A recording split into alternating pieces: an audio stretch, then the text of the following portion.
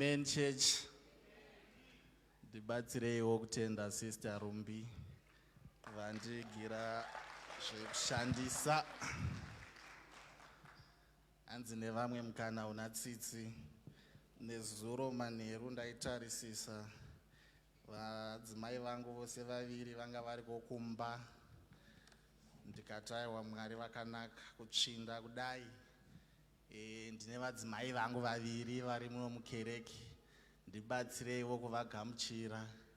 Ndichavasimudza muvaone. Muzive kuti kadumbu aka kakubikirwa zvakanaka. Ndaiudza varume vacho ndichiti mukashusha ndimi mungatotane. Ini ndinosara ndiri pano ndakachengeta musha. Ndibatsireiwo kufarira Maijiriji Senior naMaijiriji Junior.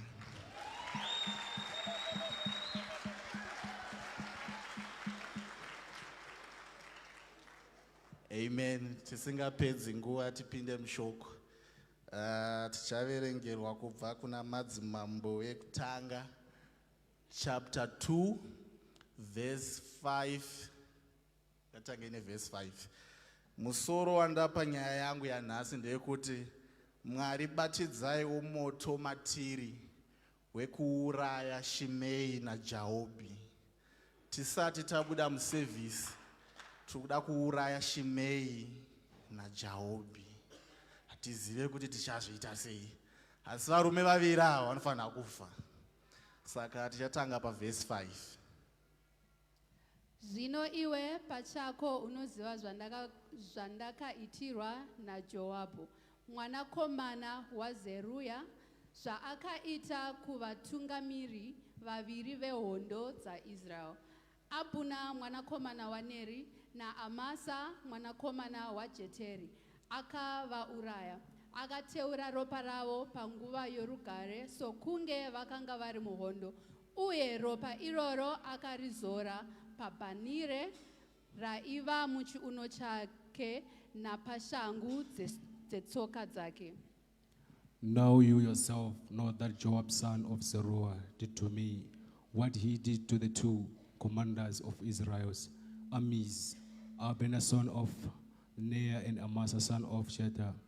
He killed them, shedding their blood in peacetime as if in battle, and with the blood he stained the battle around his waist and the sandals of his feet. Verse number 8. Rangarira kuti unayewo Shimei mwanakomana waGera muBenjamin wokuBhahurimu, uyo akandituka zvakaipa kwazvo musi wandakaenda kuMahanaimu. Paakadzika kuzosangana neni paJorodhani, ndakapika kwaari naJehovha ndikati, handisi kuzokuuraya nomunondo.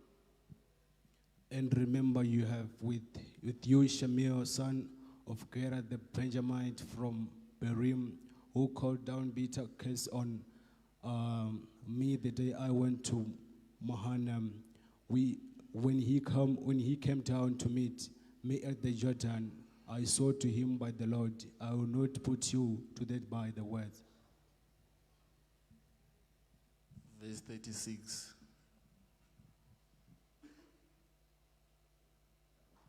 Ipapo mambo akatuma munhu kuti andodana Shimei akati kwaari, zvivakire imba muJerusarema uye unogaramo, asi usaende kumwe kunhu. Then the king sent for Shimei and said to him, build yourself a house in Jerusalem and live there, but do not go anywhere else. Our last verse, verse 44. Mambo akatiwo kuna Shimei, mumwoyo mako unoziva zvose zvawakatadzira baba vangu Davidhi. Zvino Jehovha achadzosera kuipa kwako pamusoro pako. The king also said to Shimei, you know in your heart all the wrong you did to my father David. Now the Lord will repay you for your wrongdoing. Maitabas.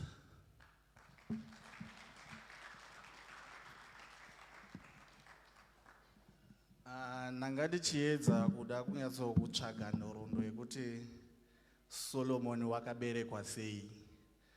Bhaibheri rinoti kwakati kuine hondo, mambo Dhavhidha vachizvifambira vakaenda pakakwirira.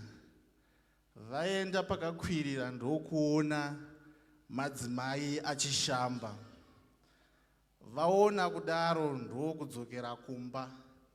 Ndokunoti kune imwe nhume yavo, shamwari, pane madzimai andaona achigeza apa, asi pane umwe mutsvuku wacho.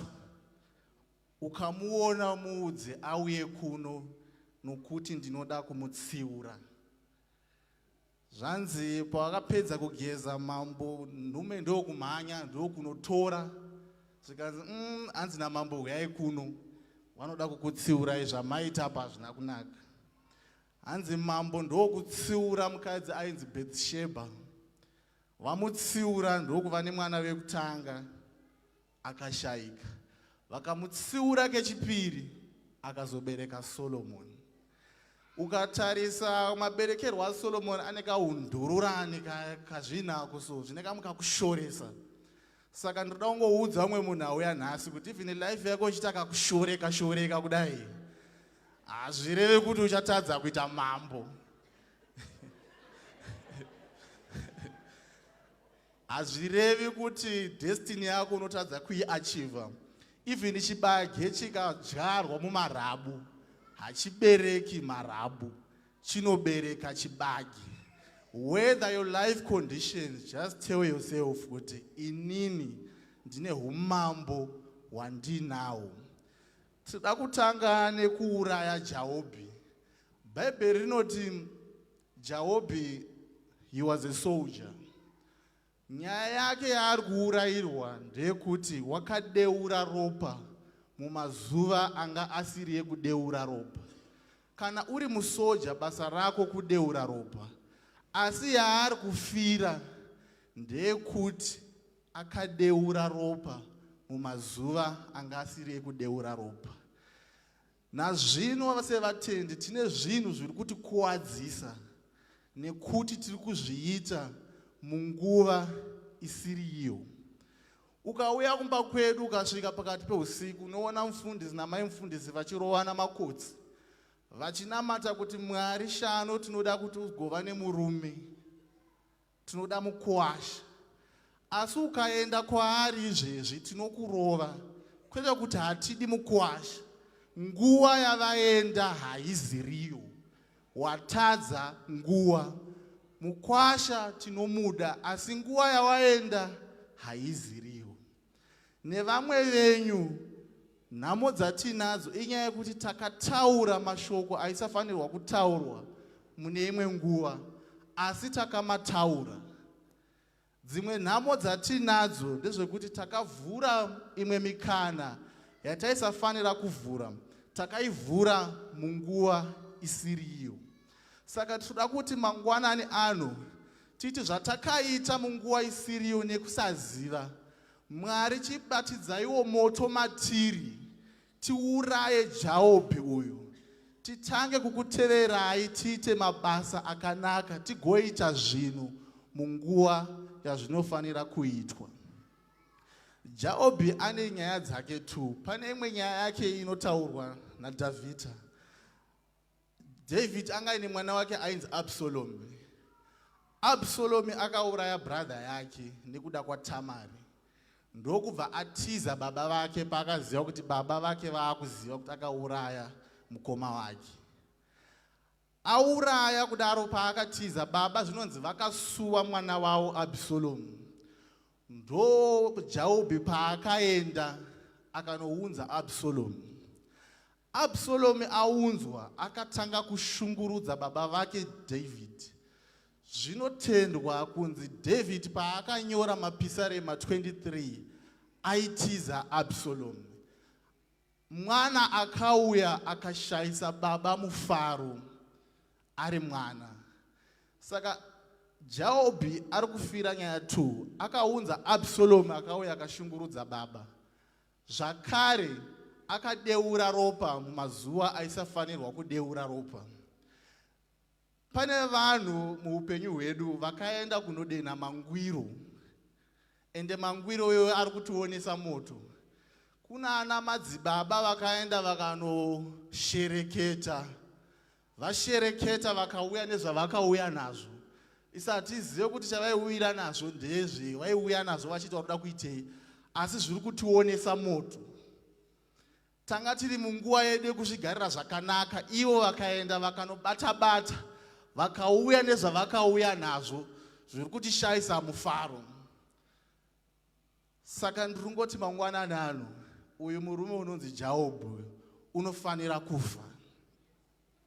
Unofanira kufa nekuti uri kutishungurudzisa, une zvinhu zvaari kuita munguva zvisingafaniri kunge zvichiitwa. Then ndoenda kunobata pane murume unonzi Shimei. Shimei vakatuka mambo, kusvika mambo vati kamutukirwa akakaka. Kana nditi vakanzi mhino yenyu mambo, kana kuti nditi vakanzi kudii, but vakarwadziwa. Vakati Solomoni haungatangi umambo ndakatukwa naShimei.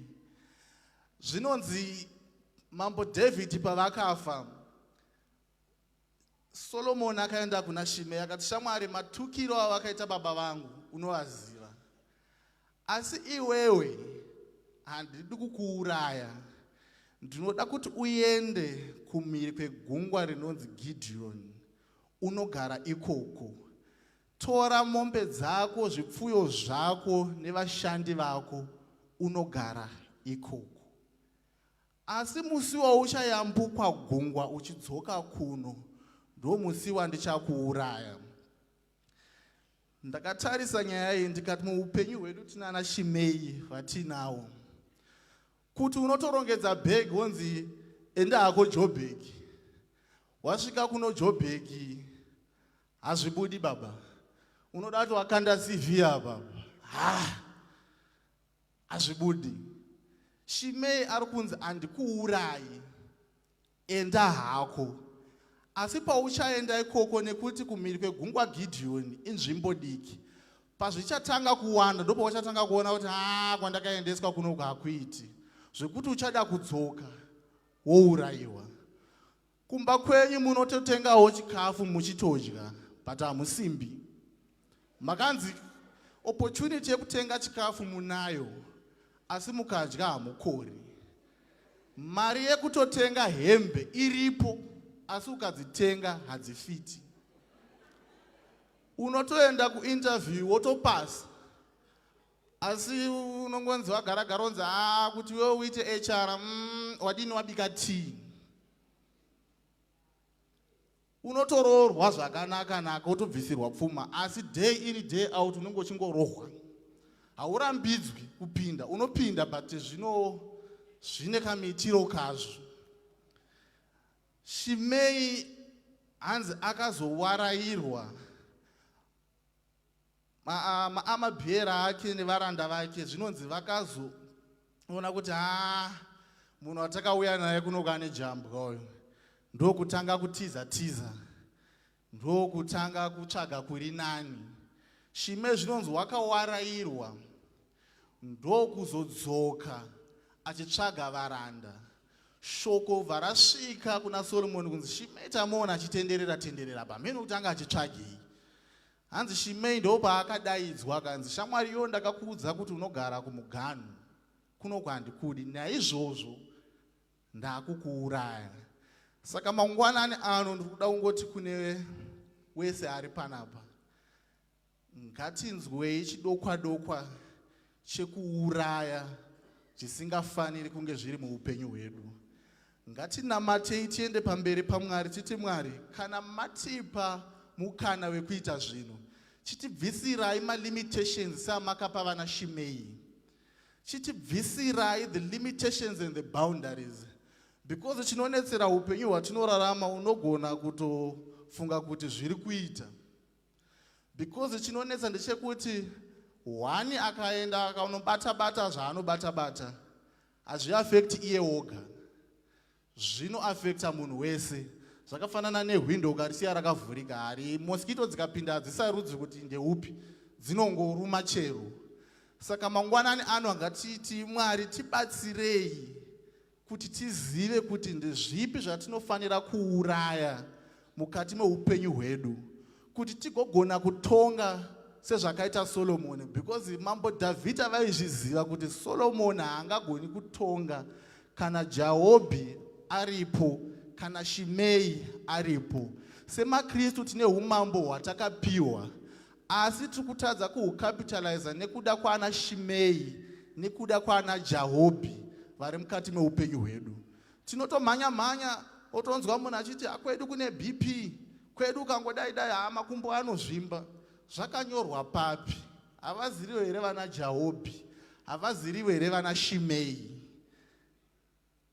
Ngatingoti Mwari tigonesei, tiuraye vana Shimei, tiuraye vana Jahobhi. Setheme yedu seyouth iri kuti ignite.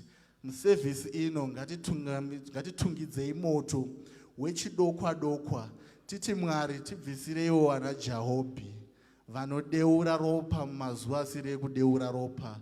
Tibvisireiwo vana Jahobhi vanounza matambudziko mumazuva edu ekufara.